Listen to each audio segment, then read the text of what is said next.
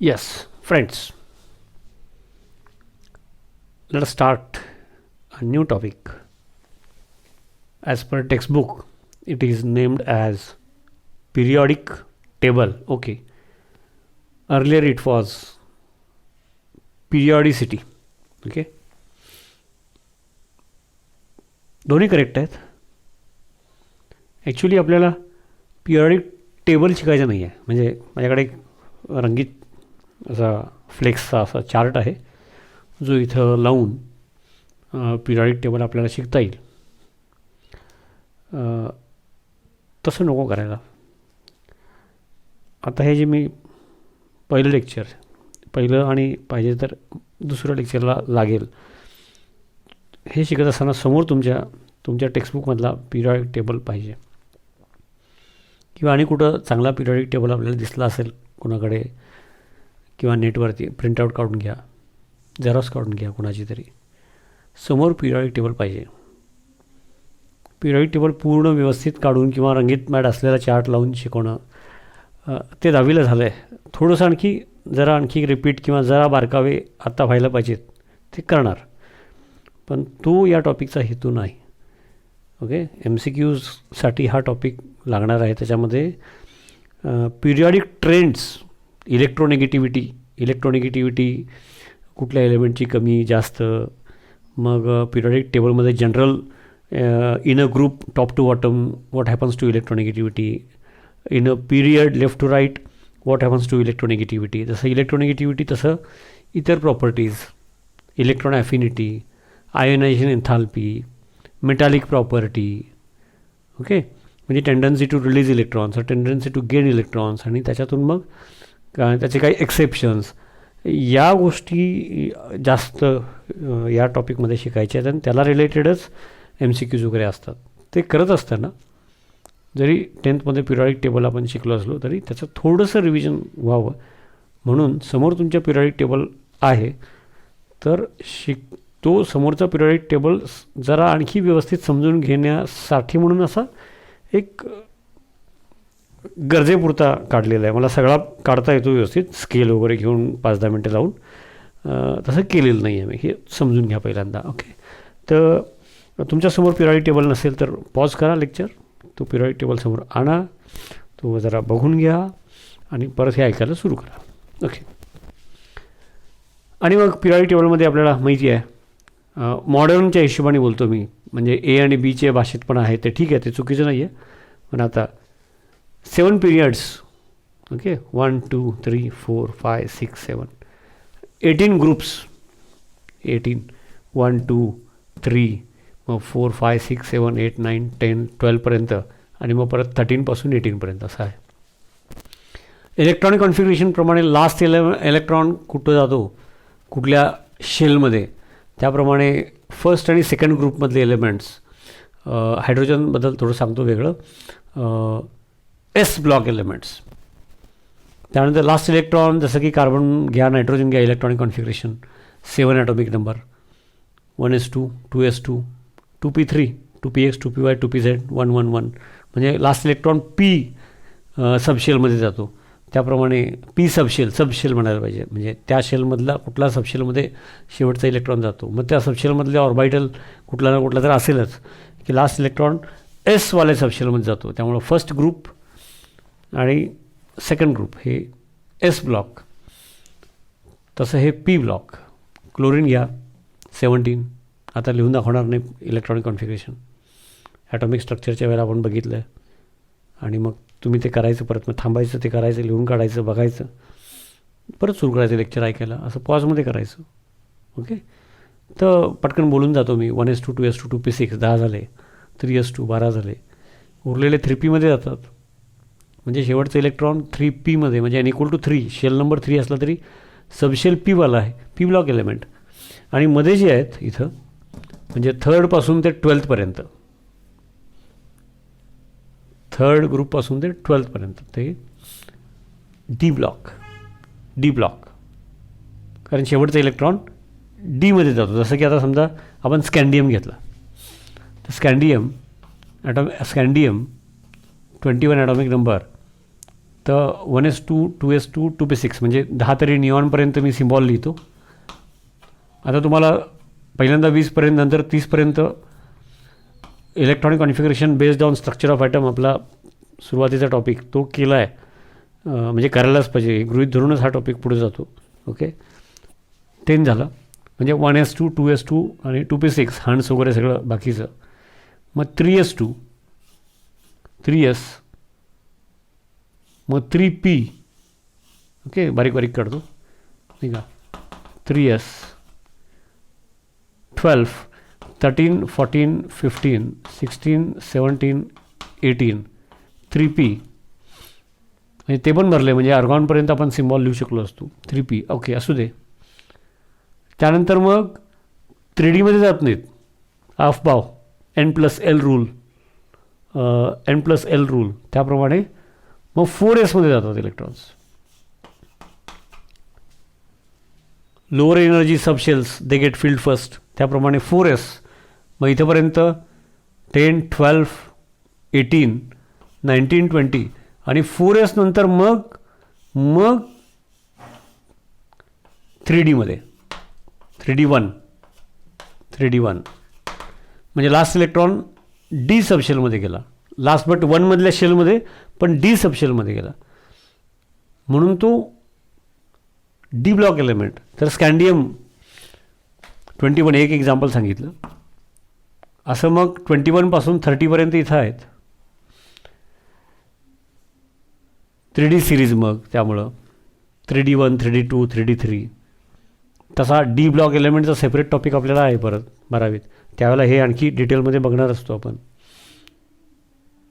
तर ते एक माहिती पाहिजे, म्हणजे हे मधले डी ब्लॉक आहेत. मग या डी ब्लॉकमध्ये हा जो 57वाला आहे लॅन्थॅनम. ओके, लॅन्थॅनम त्याचं 54पर्यंत इलेक्ट्रॉनिक कॉन्फिगरेशन जे नियरेस्ट युनिट गॅस असेल तिथंपर्यंतचे इलेक्ट्रॉनिक कॉन्फिगरेशन अफबाववरून आपल्याला सवय झालेली असते किंवा ती करून घ्यायची. आणि मग तिथून पुढच्या एलिमेंटचा अभ्यास करताना नियरेस्ट युनिट गॅसचा सिम्बॉल, म्हणजे इथं आपण आर्गॉन पण लिहू शकलो असतो. नियरेस्ट युनिट गॅसचा सिम्बॉल लिहायचा आणि उरलेलं पुढे द्यायचं, म्हणजे ते थोडक्यात लिहिता येतं. तर झेनॉन 54 मग असं सिम्बॉल लिहितात ब्रॅकेटमध्ये, त्याचा ॲटॉमिक नंबर लिहायचा 54. मग 6s2. आता तो 54पर्यंत कसा असतो 1s 2s 2p 3s 3p मग 4s मग 3d मग 4p. तर ते अफबावप्रमाणे समोर ठेवून करून बघायचं. एकदा करून बघितलं समजलं की मग ते काही कुठं करून दाखवायचं नाही. समजलं की त्याचा वापर कुठंतरी होतो मग समजलेला. ओके, असं. तर 6s2 6s नंतर ॲक्च्युअली 5 बघा कुठे चाललं आहे बघा. 54 झाले, नंतर 2 गेले म्हणजे 56 झाले. मग 6s नंतर कुठं जायला पाहिजे तर अफबावप्रमाणे विचार करायचा. अफबावप्रमाणे गेला तर तो 5D1मध्ये जातो आणि डी इनकम्प्लीट राहतो आणि 4f भरायला सुरुवात होतात. 4fमध्ये एफ सबशेल हॅज 14 इलेक्ट्रॉन्स, त्यामुळे तिथून पुढचे 14 आहेत ते 4fमध्ये 1 to 14 जातात. असं हे म्हणजे इथंपर्यंतचं इलेक्ट्रॉनिक कॉन्फिगरेशन हे लॅन्थॅनमचं आहे. म्हणजे लॅन्थॅनम सेपरेट विचार केला तर तो डी ब्लॉक एलिमेंट आहे, because last electron enters into the D subshell. Okay, lanthanum नंतरचे जे 14 आहेत ते डी इनकम्प्लीट राहतात आणि 4fमध्ये ओळीने 1 to 14 भरले जातात. मग एफचा परत त्याचा सेपरेट टॉपिक आहे छोटासा, त्यात आणखी त्यातले काही एक्सेप्शन किरकोळ ते त्यावेळेला बघू. आता काय चाललं आहे बघा. ब्रॉडली पहिला पिरियॉडिक टेबल समजून घ्यायचं आहे आणि त्यानंतर जो प्रॉपर्टीज आहेत जसं मग मी म्हणालो ionization enthalpy, atomic structure, metallic property, electronegativity, त्याचा ट्रेंड काय आहे आणि मग त्याचा परिणाम काय होतो. जसं की H2O लिक्विड आहे आणि त्याच्या खाली असलेला सल्फर, ऑक्सिजनच्या खाली सल्फर आहे नाही का, त्याचा H2S तो गॅशियस आहे. आता हे का तर याच्यासाठी मग तो इलेक्ट्रोनिगेटिव्हिटी डिफरन्स, मग ती पोलॅरिटी वगैरे हे शिकायला लागतं ना. त्यासाठी त्या दृष्टिकोनातून या टॉपिकमध्ये विचार करायचा आहे पिरियॉडिक टेबल असा शिकायचा नाही, म्हणजे तो माहीत असायला पाहिजे. आणि तो 10वीत जेवढा झाला आहे आणि आत्ता जेवढा मी सांगतो आहे तेवढा या टॉपिकला पुरतो. आणि परत डी ब्लॉक एफ ब्लॉकचे सेपरेट टॉपिक आहेत, छोटे छोटे आहेत पण आहेत. ओके, डी ब्लॉक मध्यम म्हणूया, एफ ब्लॉक छोटा आहे. ओके, तरी पण बघा, मग एक लॅन्थॅनम बेसिकली डी ब्लॉक आहे, म्हणजे लॅन्थॅनमचं इलेक्ट्रॉनिक कॉन्फिगरेशन एवढंच. मग आता हे 54पर्यंत ओळीने लिहायची गरज नाही, एकदा आम्हाला इनट गॅसपर्यंत अवभावाप्रमाणे कसं भरतात ते माहीत असतं, किंवा एकदा माहीत करून घेतलं की झालं. तिथून पुढचे 14 जे आहेत ते 1 to 14. आता तो बघा ना की ॲक्च्युली त्याचं आउटरमोस्ट शेल n=6 आहे. त्यानंतर लास्ट बट 1मध्ये एक इलेक्ट्रॉन गेला आणि लास्ट बट 2मध्ये ओके पेनल्टिमेट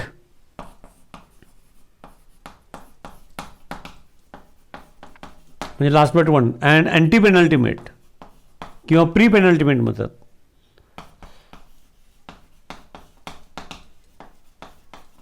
तिथे 14 गेलं. मग आता हे जे पुढचे 14 एलिमेंट्स असणार आहेत, लॅन्थॅनम हा डी ब्लॉक आहे बेसिकली, हा स्वतः डी ब्लॉक आहे. पण नंतरचे जे 14 असतील त्यांच्या लास्ट इलेक्ट्रॉन एफमध्ये जरी जात असला तर तो एफ कुठला आहे, 4F आहे. म्हणजे आउटरमोस्ट शेल 6 असेल तेव्हा लास्ट बट 2मध्ये जातात. मग पिरियॉडिक टेबलमध्ये आउटरमोस्ट शेल आणि लास्ट बट 1 याचा विचार करता पिरियॉडिक टेबलमध्ये हे जे 14 एलिमेंट्स आहेत, नंतरचे 14 एलिमेंट्स, त्यांची पिरियॉडिक टेबलमध्ये जागा ही इथंच आहे. म्हणजे लॅन्थॅनमच्या नंतरचे 14 आहेत ते लास्ट शेल आणि लास्ट बट 1 शेल सेम आहे, 6s-5d1. पण त्यानंतरचे 14 इलेक्ट्रॉन्स म्हणजे 14 एलिमेंट्स हे लास्ट बट 2 प्री पेनल्टिमेट किंवा अँटी पेनल्टिमेट शेलमध्ये जातात. मग त्यांच्या प्रॉपर्टीज याचा परिणाम होतो म्हणून तर त्याला वेगळा आपण विचार करतो, पण त्याचे प्रॉपर्टीज लास्ट आणि लास्ट बट 1 याला मॅच होणारे आहेत. मग पिरियॉडिक टेबलमध्ये हे जे पुढचे 14 एलिमेंट्स आहेत ज्यांचं आउटरमोस्ट शेल n=6 असल्यानंतर एक्झाम्पल घेऊनच हे n=4मध्ये इलेक्ट्रॉन्स गेले, ते पण एफमध्ये, तर त्याचा जरी प्रॉपर्टीजवर काही परिणाम होत असला तरी हे last and last but 1 shell हा जो इलेक्ट्रॉनिक कॉन्फिगरेशन आहे या 14चा कॉमन आहे. आणि त्यामुळे पिरियॉडिक टेबलमध्ये आउटरमोस्ट शेलचा विचार करतात आम्ही, आउटरमोस्ट आणि लास्ट बट 1 दोन्हीचा विचार केला तर पुढचे 14चं हे कॉमन आहे. आणि त्यामुळे पुढचे 14 एलिमेंट्स जे पिरियॉडिक टेबलच्या खाली लिहिताना इथं लिहितो म्हणजे पिरियॉडिक टेबलच्या बाहेर नाही येते, हा लॅन्थॅनम नंतरचे 14 म्हणून त्याला लॅन्थॅनॉइड्स म्हणतात. ओके, लॅन्थॅनॉइड्स म्हणतात लॅन्थॅनम नंतरचे 14. तसंच पुढं मग ॲक्टिनॉइड्स आहे. एकदा हे समजून घेतलं की त्याप्रमाणे हे करता येईल.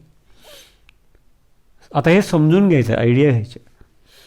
त्यामुळं ते जे 14 एलिमेंट्स आहेत एफ ब्लॉक एलिमेंट्स ज्यांचे लास्ट इलेक्ट्रॉन्स एफ पण ते लास्ट बट 2 वाल्या एफमध्ये जातात, तर पिरियॉडिक टेबलमध्ये position of those 14 elements in the periodic table is here, लॅन्थॅनमच्या ठिकाणी. आणि last and last but 1 electronic configuration same असल्यामुळं प्रॉपर्टीज याला मॅच होतात. पण लास्ट इलेक्ट्रॉन एफमध्ये जातो आणि त्याचे काही थोडे फरक होतो, म्हणून position in the periodic table इथंच आहे त्यांची, याच्यानंतरचे 14. मग इथं 14 लिहिता येत नाहीत, ते असे इकडे लिहायचे नाही आहेत, त्यांची इथं पोझिशन आहे ते आम्हाला इलेक्ट्रॉनिक कॉन्फिगरेशनवरून कळतं आहे. म्हणून इथं स्टार करून याच्यानंतरची 14 याला मॅच होतात, त्यांची पोझिशन इथं आहे, ते एफ ब्लॉक आहेत पण त्यांची पिरियॉडिक टेबलमध्ये पोझिशन इथं आहे लॅन्थॅनमच्या ठिकाणी, म्हणून तर स्टार करतात.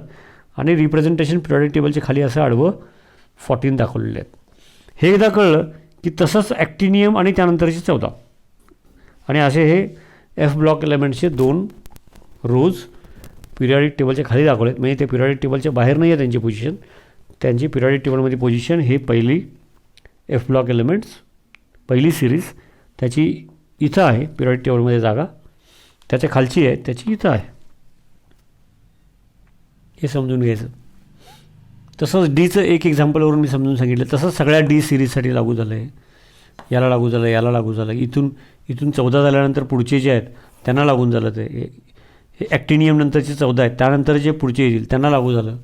ते D block elements last electron enters into last but 1 D subshell. तर हे पहिलं असं पिरियॉडिक टेबल समजून घ्यायचा.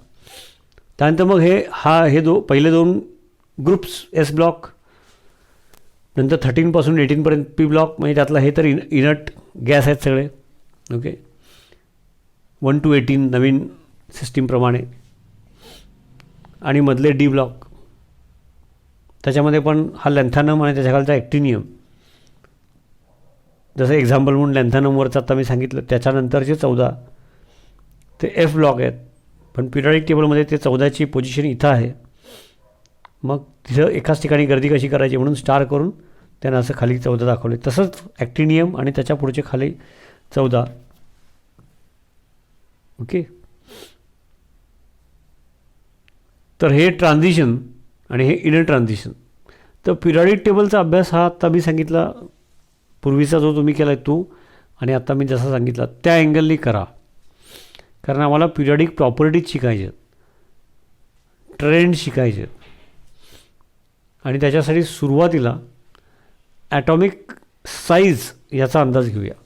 मग हे जसं बघा आता हायड्रोजनची पोझिशन, म्हणजे हे पुन्हा मी म्हणाल जसं पिरियॉडिक टेबलचा तसा अभ्यास झालेला अभ्यासामध्ये थोडंसं पुन्हा एकदा अभ्यास डिटेल केला तर हरकत नाही, पण तो झालेला अभ्यास असो 10वीच्या लेवलला. आणि एवढी मी हिंट दिल्यानंतर वाचलं तरी कळायला पाहिजे तुम्हाला. हायड्रोजन हा ॲक्च्युली अल्कली एलिमेंट नाही आहे, थोडा गॅप ठेवला आहे बघा. इथं दाखवतात काय वेळेला हायड्रोजन इथे लिहितात. त्याचे कारण आहे की हायड्रोजन इलेक्ट्रॉनिक कॉन्फिगरेशन 1s1 आहे, पण तो काही अल्कली मेटल नाही आहे. Alkali metals are those which easily release electrons, Na+, K+, आणि त्याचे हायड्रॉक्साईड्सचे स्ट्रॉंग बेस आहेत, NaOH, KOH, बाकीचे पण. पण त्याचं इलेक्ट्रॉनिक कॉन्फिगरेशन आउटर याला मॅच होतं. पण हायड्रोजनचे कोव्हॅलेंट बॉन्ड पण होतात. परत हायड्रोजन मेटलबरोबर एस्पेशली अल्कली मेटल आणि अल्कलाइन अर्थ मेटल यांच्याबरोबर कंपाऊंड फॉर्म झाले तर हायड्रोजन -1 पण असतो. हायड्राईड म्हणतात त्याला, हायड्राईड आयन म्हणतात. हायड्रोजन H- हायड्राईड कंपाऊंड्स कमी आहेत त्याचे, फक्त म्हणजे NaH कंपाऊंड असतो. त्याच्यामध्ये हायड्रोजन काय आहे, आता सोडियम अल्कली मेटल आहे, सोडियम कसा मायनस असेल, सोडियम +1 ऑलवेज. याचा अर्थ इथं हायड्रोजन आणि हा सोडियमचा इलेक्ट्रॉन -H-, जसं HCl पाण्यात डिझॉल्व केलं की H+Cl-, तसं NaH जर मोल्टन कंडिशनमध्ये आणले तर Na+ आणि H- हायड्राईड आयन. म्हणजे हायड्रोजन अनेक ॲसिड्समध्ये वगैरे बघितलं H+ फ्री H+ आयन असतो. अल्कली किंवा अल्कलाइन मेटल असेल तर तो H- असतो. त्याचे कोव्हॅलेंट बॉन्ड पण होतात. म्हणजे तो अल्कली नाही आहे, आउटरमोस्ट इलेक्ट्रॉनिक कॉन्फिगरेशनप्रमाणे याला मॅच होतो. म्हणून याच्यावर गॅप सोडून तर लिहितात, नाही तर मध्ये दाखवतात. ओके, त्याच्याकडे कोव्हॅलेंट प्रॉपर्टीज पण आहेत आणि तो +1 पण दाखवतो, हे सगळं विचार करून. तर हे असं पिरियॉडिक टेबल आहे. हे अल्कली मेटल्स, हे अल्कलाइन अर्थ मेटल्स, हे एस ब्लॉक. डी ब्लॉक म्हणजे हे मेटल्सच सगळे, फक्त त्यांचे last electrons last but 1 D सबशेलमध्ये जातात. एक एक्झाम्पल दाखवलं स्कॅन्डियमचं करून, 3D1 नाही का, 4s2 3D1. ओके, आणि हे पी ब्लॉक, जसं की हॅलोजन्स बघा, आहे फ्लोरीन, क्लोरीन, ब्रोमीन. मग हे नॉन मेटल्स आहेत. हे अल्कली मेटल्स, स्ट्रॉंग मेटल्स, आणि हे मेटल्समध्ये परत मग ते मेटलॉइड वगैरे बारकावे आहेत, मी सगळं सांगत नाही. तर आता या टॉपिकचा हेतूच ॲक्च्युअली पिरियॉडिक प्रॉपर्टीज आणि पिरियॉडिक ट्रेंड शिकणं आहे. आणि त्या अनुषंगाने आपल्याला माहीत असलेलं पिरियॉडिक टेबल, म्हणून मी इथं तो चार्ट वगैरे लावून त्या पद्धतीने घेतलं नाही. आणि ते तुम्ही करायला मदत होईल एवढं मी सांगतो आहे. तुम्ही चार्ट समोर घ्यायचा, ऐकताना सुद्धा पॉज करायचं, पिरियॉडिक टेबल बघायचा, आधी पण बघून ठेवायचा, झाल्यानंतर बघायचं. आणि परत डी ब्लॉक आणि एफ ब्लॉकचे सेपरेट टॉपिक आहे, त्यावेळेला हे सगळं परत आणखी व्यवस्थित होणारच असतं. पिरियॉडिक टेबल म्हणून रिपीट होणार असतं, किंवा डी ब्लॉक एफ ब्लॉकचे जरा डिटेल्स होणार असतात. हे सांगितलं आहे मी, हेच जरा स्लो मोशनमध्ये जरा डिटेल. मुद्दा आहे की आपल्याला ॲक्च्युली पिरियॉडिक टेबल नाव असलं तरी मग त्याची इंट्रोडक्शनला माहिती असते, periodic table, how many groups, how many periods, ते तुम्ही वाचून कळू शकता. आणि तुम्हाला ते 10वीला झालं आहे, मी त्याच्यामध्ये तुमचा वेळ घेणार नाही. मी तुम्हाला इंट्रोडक्टरी लेक्चरमध्ये जरी वेळ लावत असलो तरी सांगायचं हेतूच तो आहे. आणि पिरियॉडिक टेबल सगळं आला पाहिजे, सगळे लक्षात राहिले पाहिजेत, सगळे एलिमेंटची नावं माहीत पाहिजेत, नॉट ॲट ऑल नेसेसरी. बोर्डची एक्झाम काय आणि MCQs म्हणजे नीट असो किंवा आणि कुठली असो असं नसतं. आणि जे नेहमीचे वापरातले एलिमेंट्स आहेत जसं फ्लोरीन, क्लोरीन, ब्रोमिन, आयोडीन किंवा हे इनर्ट गॅसेस किंवा आता हा नायट्रोजन, फॉस्फरस किंवा कार्बन, सिलिकॉन, जेवढं ऑक्सिजन, सल्फर जेवढे आम्हाला नेहमी लागतात तेवढे असे पण लक्षात राहतात, आत्तापर्यंत राहिलेले असतात अल्कलीमध्ये. सगळे खालीपर्यंतचे लागत नाहीत. मग त्यात आणखी काही बारकावे आहेत, इनर्ट पेअर इफेक्ट वगैरे. तो टॉपिक जसा पुढे जाईल तसं आपण बघू. तर पहिला समजून घ्या, एक तुम्हाला जाता जाता उदाहरण दिलं तरी आणखी एक उदाहरण देतो. जसं की HF लिक्विड आहे आणि HCl पोलर असलं तरी गॅशियस आहे. असं का? मोलार मास जास्त आहे, हा पण पोलर आहे, हा पण पोलर आहे. तर मग आपण जे इलेक्ट्रोनेगेटिव्हिटी बघणार की fluorine is most electronegative, electronegativity is more difference, electronegativity difference is more, त्यामुळे इथं हायड्रोजन बॉन्डिंग आहे इथं बघणार आम्ही. पूर्वी पण थोडासा उल्लेख झाला आहे ॲज कम्पेअर टू HCl. त्यामुळे when dissolved in water HCl H+Cl- acid heterolysis HCl covalent बॉन्डचं पाण्यात डिझॉल्व केल्यानंतर पोलर इन पोलर, ते बरोबर आहे. पण सेपरेट HCl म्हणून घेतलं तर तो लिक्विड असतो या कंडिशनला. आणि HCl पाण्यामध्ये डिझॉल्व करायचं नाही, HCl गॅस घेतला आणि कॉम्प्रेस केला, फार हाय प्रेशरने कॉम्प्रेस केला लोड तर होईल लिक्विड, पण नॉर्मली रुटीन कंडिशनला गॅस आहे. हा फरक का? तर अशा प्रकारच्या गोष्टी कळण्यासाठी हा टॉपिक आहे. मग हे एक्सप्लेन करण्यासाठी आम्हाला ॲटॉमिक साईज, त्याची आयोनायझेशन एन्थाल्पी, मग आयोनायझेशन एन्थाल्पी म्हणजे काय, मग पिरियॉडिक टेबलमध्ये एखादा पिरियड घेतला तर लेफ्ट टू राईट काय ट्रेंड असतो, टॉप टू बॉटम काय ट्रेंड असतो, इलेक्ट्रोनेगेटिव्हिटी एखादा पिरियड घेतला तर लेफ्ट टू राईट काय ट्रेंड असतो, टॉप टू बॉटम काय ट्रेंड असतो, खाली खाली जाऊ तसं काही ट्रेंड्समध्ये बदल का होतो, असं शिकण्यासाठीचा हा टॉपिक आहे. तर म्हणून एक पहिलं हे इंट्रोडक्टरी जे लेक्चर मी आता आणि जे काही अगदी ढोबळ करून ठेवलं आहे, तर पिरियॉडिक टेबल तुम्ही करा, मी तुम्हाला आता हिंट दिली त्या लिमिटमध्ये करा. मग त्याच्या आधी काहीतरी वेगळे वेगळे मॉडेल्स आहेत, थॉम्सन मॉडेल आहे वगैरे, हे इंट्रोडक्शनमध्ये द्यायचं असतं. ते एकदा नजर फिरवायची किंवा इथं शिकवताना मी कसं घेतलं त्या हिशोबानेच घ्यायचं, नजर फिरवायची आणि पुढं जायचं. मग ते हिस्ट्री म्हणून पुस्तकात असावं लागतं, तारीख वगैरे ते सगळं, ते इथं सगळं करत बसायचं नाही. ओके.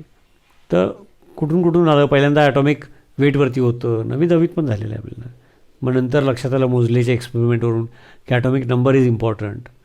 तर ते सगळं ठीक आहे, पण या टॉपिकचा हेतू काय ते समजून घ्या.